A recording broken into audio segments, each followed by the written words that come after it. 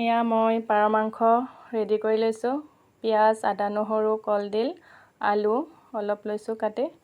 এনেকৈ মই ৰেডি কৰি ল'লে ভাল পাওঁ আৰু কিটচেনত আহিলে আগতীয়াকৈ ৰেডি কৰি লৈছোঁ। ফাৰ্ষ্ট টাইম মই তেলখিনি দি লৈছোঁ।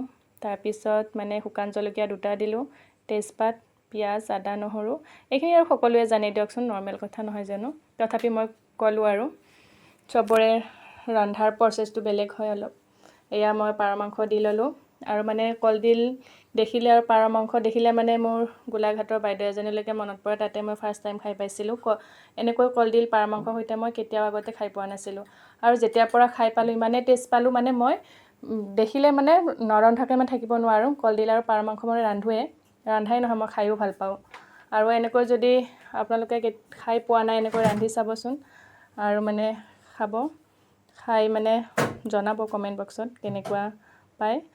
আৰু এয়া মই ৰান্ধি আছোঁ। আজি যিহেতু বতৰটো বেছি গৰমো নহয়, বৰষুণ দি আছে। আপোনালোকৰ ফালে বাৰু বৰষুণ দিছেনে? আমাৰ ইয়াতে বাৰু বৰষুণ দিছে আৰু ভালো পাইছোঁ বাৰু বৰষুণ দিয়ে, যিহে গৰম থাকিব নোৱাৰি মানে। এয়া মই ৰান্ধি আছোঁ আৰু মানে ৰন্ধাত পূৰা ব্যস্ত। আমাৰ মহাপুৰুষেও আগতে খোৱা নাছিলে, এতিয়া খাই ভাল পায়। আৰু এয়া মোৰ ৰেডি হৈ গ'ল পাৰ মাংস এনেকৈ। আৰু মানে পাৰ মাংস আগতে হোৱাৰ পিছত মই আগতে টেষ্ট কৰি লওঁ, মানে কেনেকুৱা হয়, তেতিয়া মানে মই গম পাওঁ আৰু খাই বিৰাটেই টেষ্টি লাগে। আৰু যদি খাই পোৱা নাই খাই চাব। এয়া মই খালোঁ আৰু ভিডিঅ'টো শেষলৈকে চোৱাৰ বাবে সকলোকে ধন্যবাদ। আৰু ভাল লাগিলে মোৰ ভিডিঅ' লাইক কমেণ্ট কৰি যাব। আৰু আজিলৈ আহিছোঁ, বাই।